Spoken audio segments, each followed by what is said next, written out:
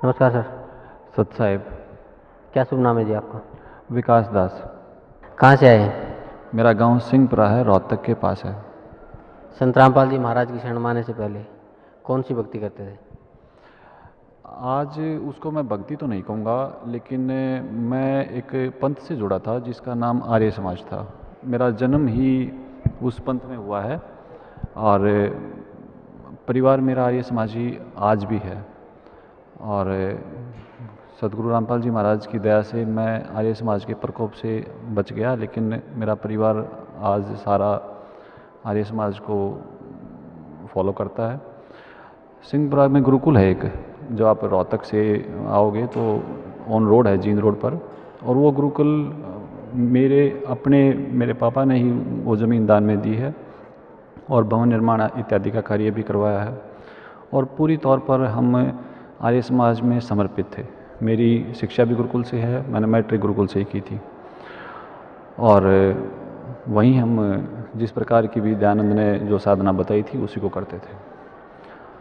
और इसमें ऐसा तो भक्ति वाली बात कोई भी नहीं थी। आर्य समाज में दो ही बातों का ख्याल रखा जाता है, एक तो अपना कुर्सी या पद को कैसे बचा के रखें, और दूसरा दान या जिसको मैं कहूँगा चंदा इकट्ठा करने का कोई फंडा कैसे बनाया जाए, गऊओं के नाम पे बनाया जाए या किसी शिक्षा गुरुकुल के नाम पे बनाया जाए। तो भक्ति कोई भी नहीं थी, ये मैं आज समझ पा रहा हूँ। भक्ति सिर्फ एक ही है जो सतगुरु रामपाल जी महाराज बताते हैं। संत रामपाल जी महाराज से जुड़ने से पहले महर्षि दयानंद जी को आप क्या मानते थे? महर्षि दयानंद को मैं ऋषि मानता था, और ऐसा ऋषि की परिभाषा आर्य समाज में ये बताई जाती है कि जिसका परमात्मा से साक्षात्कार हो चुका हो और जिसने धर्म को जान लिया हो। और मैं उनका फॉलोअर था और अंधविश्वास करता था इस बात पे कि जो स्वामी दयानंद ने कह दिया वो अक्षर अक्षर सत्य है। और तमाम हिंदुस्तान में सिर्फ एक दयानंद ही ऐसे हुए हैं जिनको परमात्मा का ज्ञान हुआ है, और उन्होंने उस सारे ज्ञान को अपनी पुस्तक सत्यार्थ प्रकाश या दूसरी पुस्तकों के माध्यम से समाज को दिया है। संत रामपाल जी महाराज की शरण में कैसे आए? संत रामपाल जी महाराज की शरण में आने की कहानी 2006 के आसपास शुरू हुई। संत रामपाल जी महाराज ने स्वामी दयानंद के बहुत सारे विषयों पर आपत्ति टिप्पणियाँ और एक ऐसा मंच तैयार किया, एक ऐसी अद्भुत शुरुआत की जो शायद इतिहास में कभी नहीं हुई। इन्होंने एक ज्ञान चर्चा के नाम से एक ऐसा मंच तैयार करने की कोशिश की जिसमें आर्य समाज से चर्चा की जा सकती थी, और उसका माध्यम था मीडिया, प्रिंट मीडिया। अखबार के माध्यम से संत रामपाल जी महाराज ने सत्यार्थ प्रकाश में जो भी आपत्तिजनक बातें थी उनको प्रकाशित करवाया, और आर्य समाज के सदस्यों से प्रार्थना की कि आप कृपया इसके बारे में बताएं कि ये इन बातों का अर्थ क्या है और ये सत्यार्थ प्रकाश में क्यों लिखी गई है, और क्या ये बातें एक सभ्य समाज में लागू की जा सकती हैं। मैंने उस अखबार को पढ़ा था, और जब मैंने उस अखबार को पढ़ा तो मुझे एक झटका लगा कि संत रामपाल जी महाराज को इस तरह की बातें नहीं लिखनी चाहिए थी, क्योंकि ऋषि दयानंद ये बातें नहीं कहते। मैंने सत्यार्थ प्रकाश को पढ़ा। जब मैंने उसको पढ़ा तो अक्षर अक्षर सत्य थी वो बातें जो अखबार में दी गई थी। मैंने दोबारा फिर सत्यार्थ प्रकाश को पढ़ा, और पढ़ने के बाद मुझे एक झटका लगा कि ये बातें हो कैसे सकती हैं। सबसे बड़ी जो घातक मेरे लिए थी कि चौथे समोल्लास में ऋषि दयानंद ने वो बातें लिखी हैं जो एक ऋषि कह ही नहीं सकता। वो इतनी ओछी और घटिया बातें हैं। मैं सत्यार्थ प्रकाश को लेके जो आर्य समाज के जिम्मेवार आचार्य थे उनके पास गया, और मैंने उनसे उस चर्चा के बारे में बात की कि इस तरह के प्रश्नों का जवाब हमें देना चाहिए, और मुझे इस बात का यकीन है कि जो दयानंद कहना चाहते थे वो हम नहीं समझ पाए, या संत रामपाल जी उस चीज़ को नहीं समझ पाए जो ऋषि दयानंद का संदेश था। लेकिन मैं उनसे जो प्रश्न चौथे समोल्लास के बारे में करता तो वो मुझे 8वें या 7वें के बारे में बात करते। मैंने बार बार उनसे प्रार्थना की कि आप चौथे समोल्लास के बारे में ध्यान केंद्रित करें और मुझे ये बताएं कि ये जो विवाह नियोग इत्यादि का वर्णन किया गया है चौथे समोल्लास में, इसका क्या प्रयोजन है, इसमें किस प्रकार के, इसको हम तार्किक आधार पर कैसे प्रमाणित कर सकते हैं। लेकिन उन आचार्यों ने इसका मुझे कोई जवाब नहीं दिया। मैं सत्यार्थ प्रकाश से संबंधित लोग दिल्ली में भी हैं मेरे कुछ परिचित, मैं उनके पास भी गया। वो पहले हमारे सिंहपुरा गुरुकुल से संबंधित थे, तो मैंने उनसे भी चर्चा की। और फाइनली ये रहा कि जो संत रामपाल जी महाराज ने कहा था वो सत्यार्थ प्रकाश में था, और ये होने की वजह से मुझे ये लगा कि चलो हो सकता है यहाँ ऋषि दयानंद से गलती रही हो, लेकिन बाकी तो उसकी बातें सभी ठीक हैं। एक अखबार के माध्यम से ही आर्य समाज जो हरियाणा की प्रतिनिधि सभा है उसने जवाब दिया, लेकिन वो जो जवाब था उससे मैं संतुष्ट नहीं था। मैं नहीं चाहता था उस जवाब को देना, क्योंकि जब सामने वाला आपसे पूछता हो कि 2 और 2 कितने होते हैं, तो आपका कर्तव्य आप ये बताएं 4 होते हैं। वो बता रहे थे 3 और 3 6 होते हैं। जो संत रामपाल जी के प्रश्न थे सत्यार्थ प्रकाश के बारे में और जो उन्होंने प्रिंट करवाए वो उसका उत्तर नहीं थे। इसके बाद मैंने उनसे प्रार्थना की कि आप इस तरह की बातें ना करें, हम इस मंच को जो संत रामपाल जी महाराज ने शुरुआत की है इसको एक ऊंचाई तक लेके जाएंगे और जनता के सामने स्पष्ट कर देंगे कि दयानंद का ज्ञान कहीं भी किसी रूप में गलत नहीं था। लेकिन मेरी इस बात का उन लोगों पर कोई प्रभाव नहीं पड़ा, और मेरा ज्ञान इस लेवल का नहीं था कि मैं उस चीज़ को लोगों को समझा सकूं। इसके बाद उन्होंने ओछे और घटिया आरोप संत रामपाल जी महाराज पर लगाने शुरू हो गए, और मैं उनकी मीटिंग्स में जाता था। मेरा वहाँ मैं एक केंद्र बिंदु रहा अपने समय में आर्य समाज का। उन्होंने मुझे अलग थलग कर दिया, क्योंकि मैं नहीं चाहता था कि इस तरह के आरोप लगाए जाएं, इस तरह की बातें की जाएं। मैं जानता था आर्य समाज की एक प्रवृत्ति है कि वो अपनी जीत या अपनी कुर्सी को बचाने के लिए हिंसक भी हो सकते हैं, गंदे आरोप भी लगा सकते हैं, मैं ये जानता था। लेकिन इस विषय में मैं ऐसा नहीं चाहता था। मैं ये चाहता था कि ये चर्चा समाज के सामने आए और संत रामपाल जी महाराज जिस तरह की बातें दयानंद के बारे में करते हैं वो बातें स्पष्ट हो जाएं। लेकिन ऐसा नहीं हुआ। मैं उनसे अलग हो गया और उनकी मीटिंग्स वगैरह में जाना मेरा बंद हो गया, और उन्होंने एक ऐसा शगुफ़ा तैयार किया कि अगर मैं आज उसकी चर्चा करता हूँ तो मुझे शर्म आती है इस बात पे कि मैं उन लोगों से कभी संबंधित रहा हूँ। उन्होंने ओछे घटिया आरोप, जो शायद सभ्य समाज में उनका जिक्र भी किया करना पाप है, उन्होंने संत रामपाल जी महाराज पर लगाने शुरू कर दिए। और इस बात में सबसे बड़ा सहयोग उनका प्रशासन से था और मीडिया से था। मीडिया को भी लगातार भ्रमित करने की कोशिश की गई और उन चीज़ों को उन्होंने बार बार उछाला, और ये होते होते जुलाई 2006 आ गया। जुलाई 2006 में जो भी घटना हुई वो शायद इतिहास की सबसे घिनौनी और शर्मनाक घटना रही होगी। आने वाली पीढ़ियाँ शायद ये बात ना कह पाएँ कि आर्य समाज नाम का कोई पंथ ऐसा था जो कभी किसी भी प्रकार से जाने अनजाने में धर्म से संबंधित रहा हो। संत रामपाल जी महाराज का सत्संग करौथा आश्रम में चल रहा था लगातार, और वहाँ उन्होंने अपने कुछ लोग बुलाकर, और एक बात मैं और विशेष कहना चाहूँगा आर्य समाज के बारे में कि वो एक ऐसा ग्रुप है, पंथ नहीं कहूँगा मैं उसको, उनके पास संख्या कुछ नहीं है, वो एक ऐसा ग्रुप है और उस ग्रुप के पास एक विशेषता है कि वो भाषण के माध्यम से पब्लिक को ऐसा भड़का सकते हैं कि ये कला दूसरे के पास किसी की नहीं है। और उन्होंने डीगल, करौथा इत्यादि अलग अलग गाँव में जाके कुछ इस तरह के भड़काऊ भाषण दिए, और जिससे उस आश्रम को चारों तरफ से घेर लिया गया। आश्रम में आने वाले बहन बेटियों के साथ बदतमीजियाँ शुरू होगी, और इस चीज़ का पूरा कारण आर्य समाज ही था। और इन चीज़ों को, बहन बेटियों के साथ बदतमीज़ी और आश्रम में बंद लोगों को 4 दिन तक बिजली, पानी, इसकी सप्लाई काट दी गई। ये मेरे लिए बहुत ही दुर्भाग्यपूर्ण था। मैं इस बात को नहीं सहन कर पा रहा था। फिर भी मैं न्यूट्रल था। मैं जानता था कि सच बोलने की सज़ा इस समाज में मिलती है, और ख़ास तौर पर जब भी हमारे समाज से संबंधित रहे तो कूटनीति और इस तरह की बातें वहाँ अक्सर सत्ता की लोलुपता में चलती रहती हैं। मुझे यकीन था कि अभी आश्रम बंद हो जाएगा और ज़्यादा दिन कुछ ऐसा नहीं होगा, लेकिन वहाँ जो भी कुछ हुआ उससे मुझे एक मलाल अवश्य हुआ कि जो मंच तैयार किया गया था ज्ञान चर्चा के लिए, ये सबसे बड़ा नुकसान विद्वता को ठेस पहुँची है। विद्वान लोगों का विश्वास धर्म से अब हट जाएगा। संत रामपाल जी महाराज के अनुयायियों को चारों तरफ से घेर के तंग किया गया, परेशान किया गया, बहन बेटियों के साथ बदतमीजियाँ की गई, और ये कोशिश की गई कि आश्रम पर हमला कर दिया जाए। प्रशासन का इसमें पूरा सहयोग रहा। वो जो सीडी संत रामपाल जी महाराज एक जागरण चैनल के माध्यम से दिखाई गई है, अगर उसको देखते हैं तो शायद आंखों में पानी आता है कि पुलिस मूक दर्शन बन के देखती रही और हमलावर ने हमला किया। अब आप ये सोचें, एक बार उस चीज़ का, उस स्थिति का अंदाज़ा करें कि जब मैं अपने घर में अपने परिवार के साथ कैद हूँ और चारों तरफ से मेरा बिजली, पानी, खाने की सप्लाई काट दी जाए, तो मेरी स्थिति किस प्रकार की हो सकती है। क्या वो लोग जो वहाँ इकट्ठे थे वो इस देश के नागरिक नहीं थे? क्या वो लोग जो वहाँ थे उनका क्या मकसद था? वो देशद्रोही नहीं थे, वो चाहते थे कि वो भक्ति करें और वो भक्ति करने के उद्देश्य से वहाँ इकट्ठे हुए थे। और उनके साथ ऐसा सलूक, शायद ये बहुत बड़ा दुर्भाग्य रहा इतिहास का कि ऐसी घटना 21वीं शताब्दी में, जब हम ये कहते हैं कि सभ्यता की चरम सीमा पर हैं, ऐसी घटना रोहतक में भूपेंद्र हुड्डा के प्रशासन में ऐसी घटना घटित हुई। और ये 4 दिन के बाद सरकार ने, प्रशासन ने उकसाया लोगों को कि आश्रम पे हमला कर दिया जाए। तब प्रतिरक्षा के लिए भी लोग, हम आश्रम की ओर से प्रतिरक्षा की गई भी, किसी को घुसने ना दिया जाए ताकि बहन बेटियों की, बुज़ुर्गों की, बच्चों की रक्षा हो सके।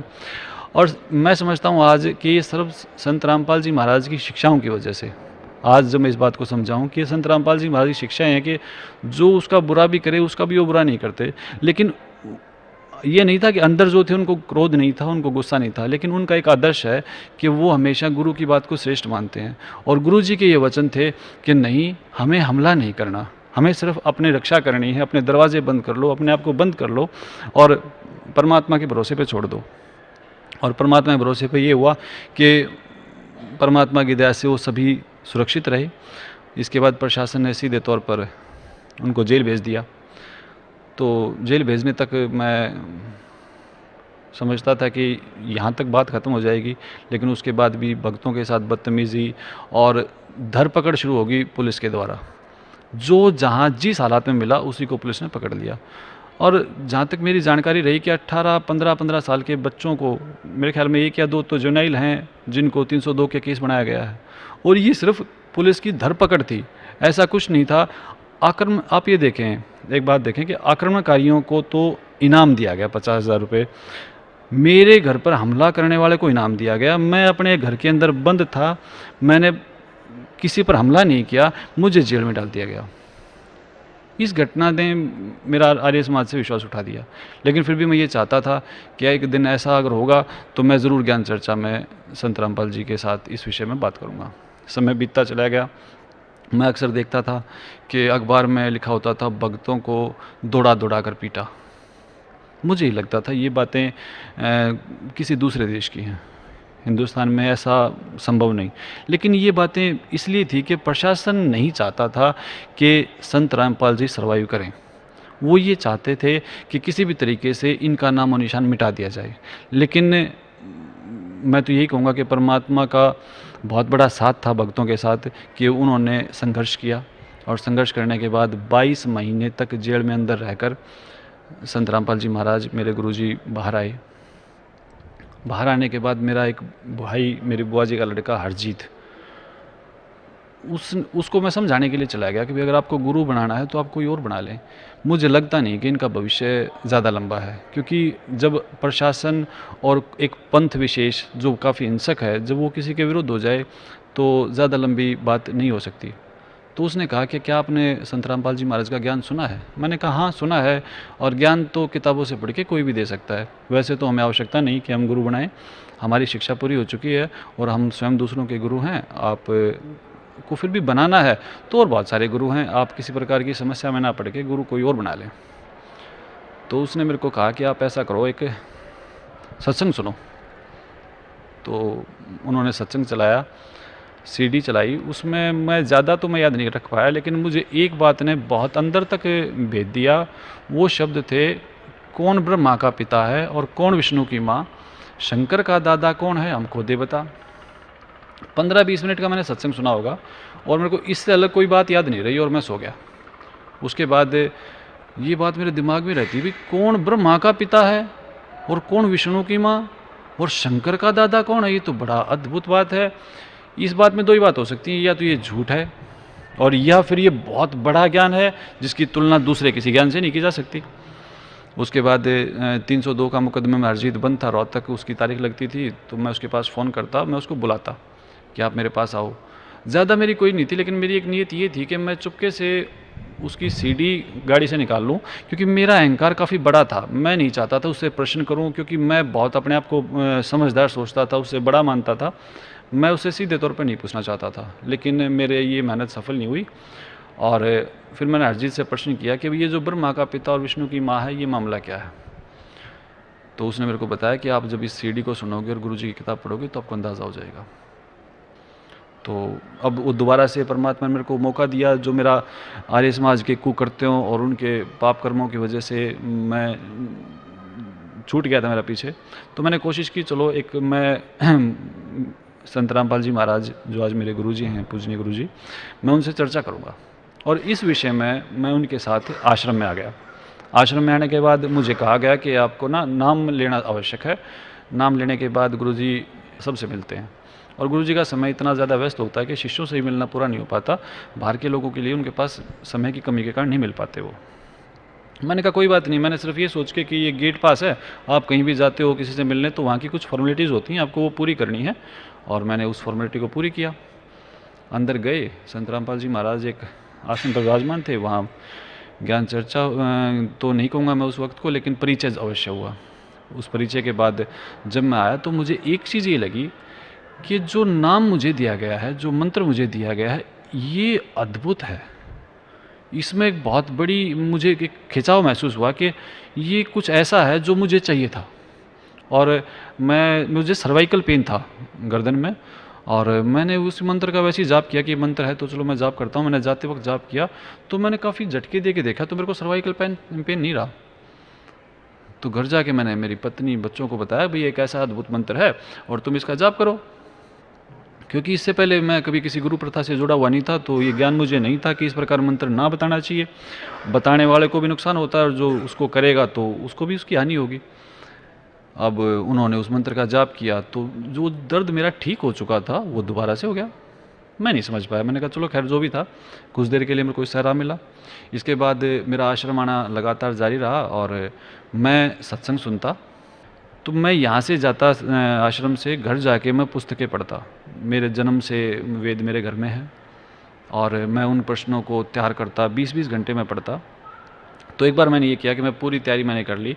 मेरे पास तकरीबन 20 से 25 क्वेश्चन के बीच में मैंने तैयार किए, और मैंने ये निश्चित कर लिया था कि इन प्रश्नों का जवाब कोई व्यक्ति दे ही नहीं सकता, क्योंकि वो बहुत ही ज़्यादा मेरी मेहनत के बाद मैंने उनको तैयार किया था। और सबसे बड़ा चमत्कार ये हुआ उस दिन कि आज भी मेरे को वो जगह याद है, बरवाड़ा आश्रम में मैं जहाँ बैठा था। तो उस प्रश्न का या तो मुझे पता था या परमात्मा को पता था, दूसरे किसी से मैंने उनको शेयर नहीं किया था। और मेरे गुरुजी संत रामपाल जी महाराज ने जब सत्संग किया तो उन सभी प्रश्नों का उत्तर उस सत्संग में ही दे दिया, और मैं यूँ टिक मार करता चला गया।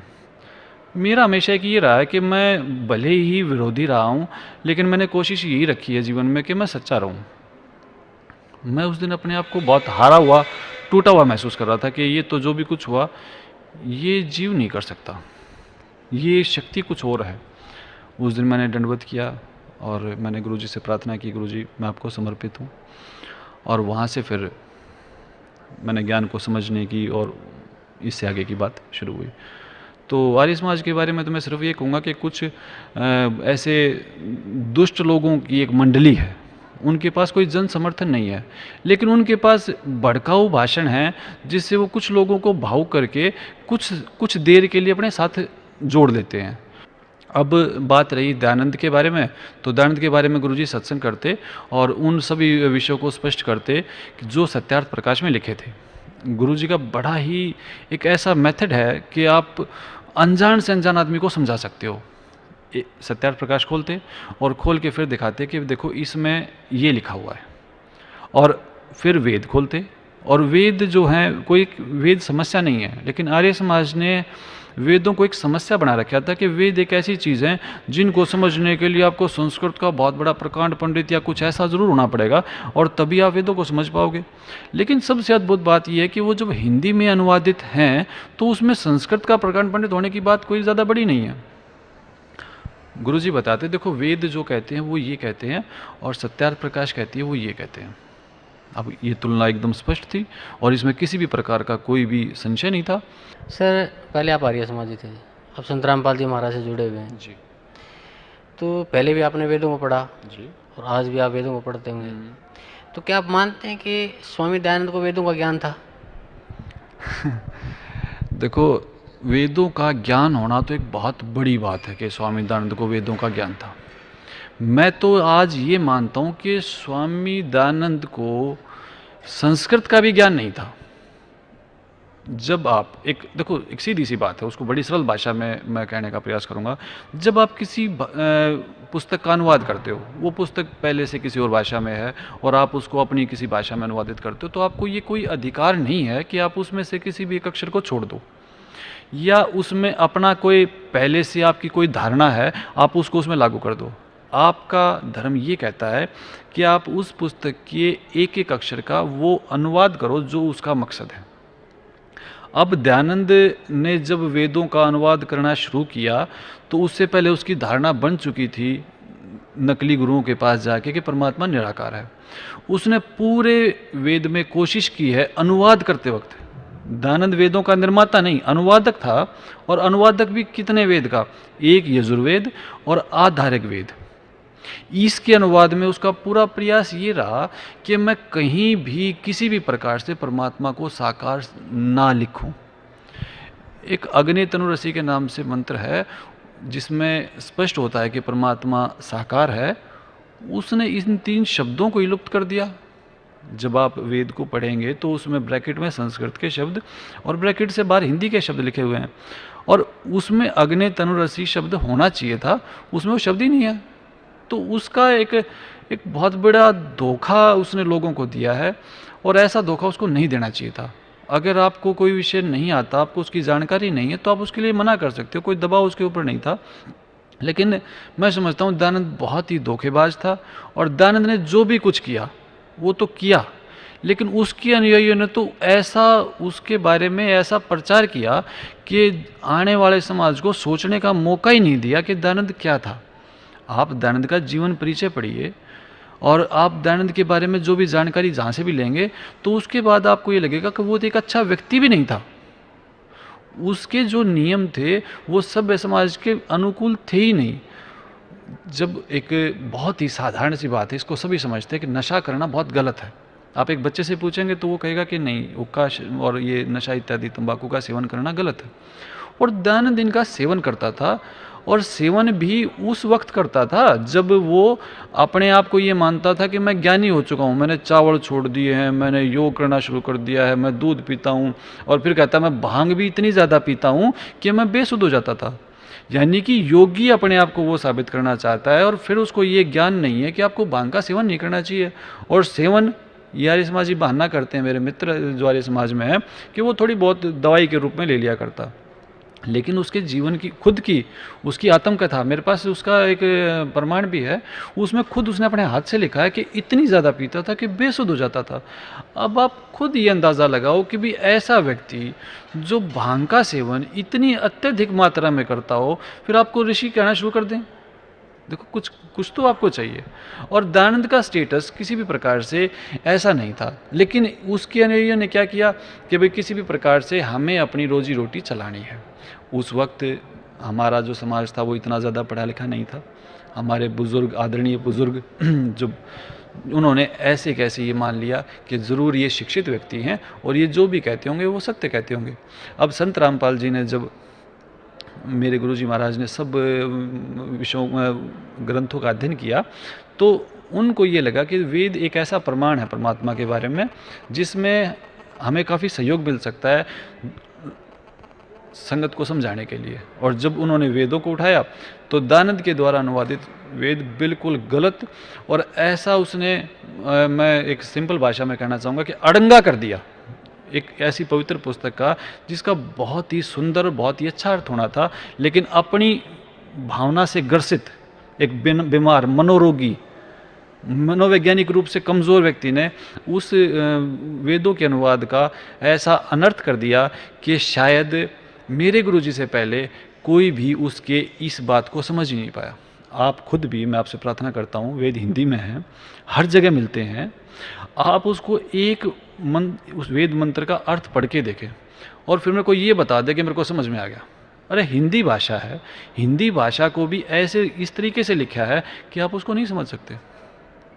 अब वेदों की ज्ञान, परमात्मा की बातें, ये तो बहुत दूर की बात है। संस्कृत का अनुवाद भी जो व्यक्ति ढंग से ना कर पाए उसको वेद ज्ञानी कहना तो मैं समझता हूँ गलत है। ऐसा बिल्कुल नहीं है, वेद ज्ञानी वो बिल्कुल नहीं था। परमात्मा की उसको कोई जानकारी नहीं थी। और उसको क्या, मैं तो आज मेरे गुरुजी महाराज की कृपा से ये जान गया हूँ कि दयानंद आनंद को नहीं, परमात्मा की जानकारी किसी को भी नहीं रही। परमात्मा की जानकारी के लिए सबसे बड़ी बात है कि वो स्वयं आते हैं और अपनी जानकारी स्वयं देते हैं। कभी भी ऐसा संभव नहीं हो सकता, जीव की क्षमता नहीं है कि वो परमात्मा के बारे में जानकारी रख सके। अब आर्य समाज के बारे में तो आप जानते ही हैं कि क्रोधाकांड जैसा घृणित अपराध उन्होंने किया है। उनके पास भक्ति विधि तो कोई नहीं है, किसी भी प्रकार का कोई भी आर्य समाजी कोई भी भक्ति नहीं करता, स्पष्ट है ये। उनके पास लोगों को भ्रमित करने का, एक समुदाय को मजबूत करने का एक तरीका है कि वो एक हवन करते हैं और उस हवन में लकड़ियाँ और वो सब करते हैं, ताकि उससे उनका मकसद ये कि एक ऐसा दिखावा हो जाए कि जिससे लोग उन पर केंद्रित हो जाएं। बाकी कोई भी भक्ति विधि, मैं, मेरे मित्र हैं आर्य समाज में, मैं उनसे बहुत बारी प्रार्थना कर चुका हूँ कि मुझे बता तो दो कि दयानंद ने भक्ति की विधि बताई क्या थी, और ऐसी कौन सी घटना थी जिसमें दयानंद का परमात्मा से साक्षात्कार हुआ था। भाई वो कितनी आयु के थे, किस जगह पर थे जहाँ पर परमात्मा प्रकट हुए और उनको परमात्मा का साक्षात्कार हुआ। देखो, जैसे हमें गुरुजी, मेरे गुरुजी बताते हैं कि दादू साहिब को साबरकांठा में मिले, गीसा जी को खेकड़ा में मिले, आदरणीय गिरिदास जी साहिब को छुड़ानी गांव में परमात्मा मिले, और उसके जब उनको परमात्मा मिले उसके बाद उनके जीवन में इस तरह का परिवर्तन हुआ। तो मैं ये जानना चाहता हूँ कि दयानंद को परमात्मा मिले कब, या उनको अनुभव कैसे हुआ। और सबसे बड़ी बात कि जब आप बताते ही निराकार हो, क्या निराकार कोई भी वस्तु है, निराकार है, क्या निराकार से मिला जा सकता है? निराकार से मिला जा सकता नहीं, लेकिन वो इस बात को समझना चाहते नहीं। उन्हें पता है, वो निश्चित तौर पे ये जानते हैं कि संत रामपाल जी महाराज के ज्ञान का कोई तोड़ नहीं है, वो जानते हैं, वो परिचित हैं, लेकिन उनकी मजबूरी, उनके निजी स्वार्थ है। मैं ये नहीं कहूँगा कि वो अनजान है, लेकिन निश्चित तौर पर उन्हें पता है, लेकिन उनके स्वार्थ बीच में आड़े आए हुए हैं और वो बाधा बने हुए हैं उन लोगों को आने में। लगातार आज भी मैं समझता हूँ इतनी बड़े बड़े बातें हुई हैं, और एक आप ये देखें कि भंडारा तो एक ऐसी चीज़ है जो आपके वैसे भी साधारण सांसारिकता में कहीं चल रहा है, तो इंसान ये कोशिश करता है कि वहाँ मैं कोई योगदान कर दूँ, और योगदान करने का सामर्थ्य नहीं है तो कम से कम मैं उसमें कोई बाधा तो ना बनूं। करोथा आश्रम में एक सदावर्त एक भंडारा तो चल रहा था ना, जो स्पष्ट रूप से सभी गांव वालों को, आसपास वालों को पता था कि एक भंडारा चल रहा है, और एक परम संत के सत्संग वचन चल रहे थे। उनको इतनी शर्म नहीं आई, भाई कम से कम तुम ये तो कार्य ना करो, ये भंडारा तो तुम बंद ना करो, ये सत्संग के जो वचन, ये भक्ति करने की प्यासी जो आत्माएं हैं ये यहाँ इकट्ठा होती हैं, ऐसे कर्म तो उनको ना करने चाहिए थे। और उसके बाद फिर क्या दावे करते हैं कि कभी क्रोधाश्रम को नहीं खुलने देंगे। उधर से भूपेंद्र हुड्डा इतना सहायक हो चुका है कि मैं समझता हूँ आने वाली पीढ़ियाँ रावण को भूल जाएगी। अरे ऐसा प्रशासन, आप कहाँ, किसको क्या मुंह दिखाओगे, क्या जवाब दोगे कि आपने किन लोगों के विरोध में ये घृणित कार्य किए हैं। सर, संत रामपाल जी महाराज से नाम उपदेश लेने के बाद आपको क्या लाभ मिला? मैंने पढ़ा था ये कि 3 तरह के दुख जीव को होते हैं, मानव को होते हैं। उनमें से एक अध्यात्म, एक अधिदेव और एक अधिभूत। पढ़ा तो बहुत कुछ था, निवारण किसी चीज़ का नहीं मालूम था, बस ये तो पता था बीमारियां ये हैं, लेकिन उनकी औषधि क्या है ये नहीं जानकारी थी। इन्हीं चीज़ों को 3 ताप कहकर मेरे गुरुजी महाराज संत रामपाल जी महाराज ने समझाया कि परमात्मा कबीर साहिब की भक्ति पिछले पापों का नाश करती है, और 3 ताप के रोग को सिर्फ यही भक्ति काटती है। इसमें बहुत बड़ी बड़ी बातें, जैसे ऋग्वेद मंडल 10 सूक्त 161 का मंत्र 2 ये बताता है कि अगर जीव मानव शरीर को छोड़कर मृत्यु देवता के पास भी जा चुका हो तो वो परम शक्ति, वो परमात्मा कबीर उसको दोबारा से शरीर में लाकर 100 साल की आयु और दे सकता है। ये वेद का मंत्र है जिस पर किसी प्रकार की संदेह की गुंजाइश नहीं। लेकिन एक बार सोचो, क्या संसार जो इतने सालों से वेद को उठाए फिर रहा है, ये क्षमता किसी में थी?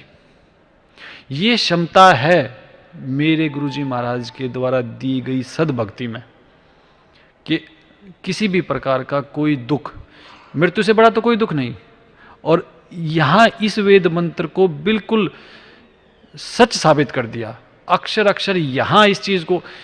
अगर कोई जीव शरीर को छोड़ के जा सकता है तो संत रामपाल जी महाराज की दया से वो मानव जिंदा हो सकता है और अगले 100 साल जिंदा रह सकता है।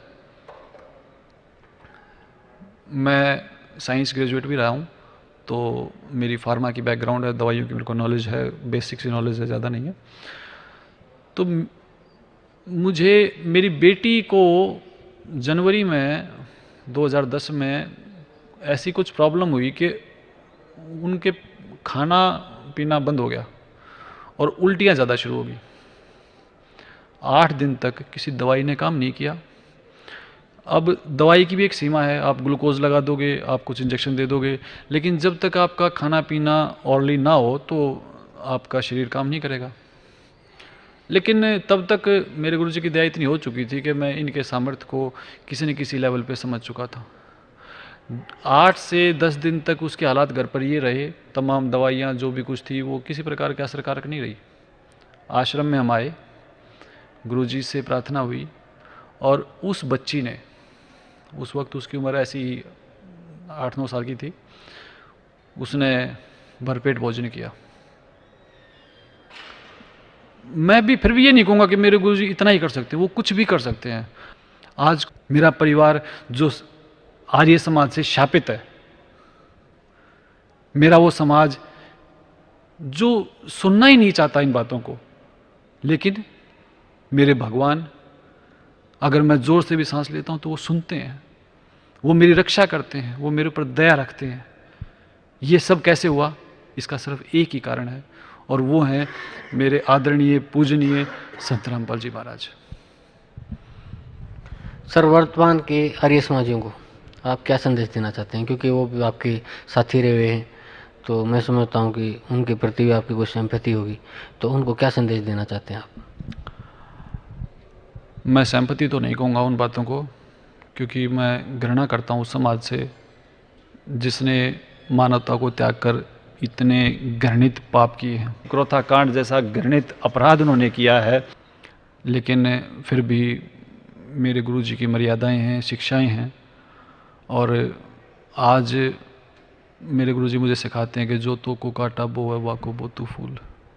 उन्होंने लाख बुरा किया हमारा, आज भी कर रहे हैं, जितनी भी वो कर सकते हैं उससे ज़्यादा कर रहे हैं। फिर भी ये कहूँगा मैं उनको, चाहे उसमें कोई आचार्य है, प्राचार्य है या कोई प्रशासनिक व्यक्ति है, कि मेरे गुरु जी से ज़्यादा बड़ा दीन दयाल इस सृष्टि में कोई नहीं है।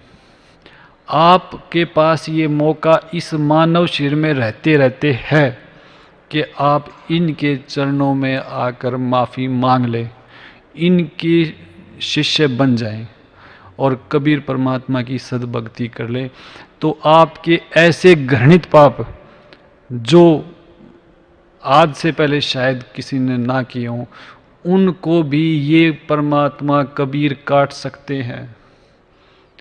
लेकिन अगर आप लेट हो गई और आपका मानव शरीर छूट गया, तो मुझे जितने सत्संग मैंने गुरुजी महाराज के सुने हैं, मेरे गुरुजी ने मुझे जो शिक्षा दी है उसके अनुसार मैं समझता हूँ कि युगों युगों तक, असंख्य युगों तक कोई ठोर ठिकाना नहीं है। आप मेरे गुरुजी का सत्संग एक डीवीडी है, आप उस डीवीडी में जो आप सुनेंगे तो आपकी सारी चीज़ें क्लियर हो जाएंगी। वो कहते हैं, कबीर साहब की वाणी है कि झूठे गुरु की माँ मुंडू जिससे संशय ना जाए। मेरे गुरुजी का दयानंद पर एक सत्संग वो सुनने के बाद आप दयानंद का जिक्र करना ही ठीक नहीं समझेंगे। और ये मेरा दुर्भाग्य है, मैं आर्य समाज में पैदा हूँ, पर इतना आवश्यक है कि एक प्रायश्चित का मौका आज मेरे पास है, मेरा जीवन शेष है, कि जो भी मैं आर्य समाज में रहते हुए जो पाप, जो बुराइयाँ हुई, आज ये मौका आपने दे दिया कि मैं इस शेष जीवन में ये प्रायश्चित करूँगा कि मेरी आने वाली पीढ़ियाँ कभी भी आर्य समाजी ना कहलाएं। क्योंकि इससे बड़ी, इस शब्द का अर्थ ठीक है, लेकिन ये पंथ गलत है। जिन लोगों ने अपनी पहचान आर्य समाज के रूप में बनाई है, वो बिल्कुल गलत और भ्रमित करने वाला समाज है। सर थैंक यू, आपका बहुत बहुत धन्यवाद सर।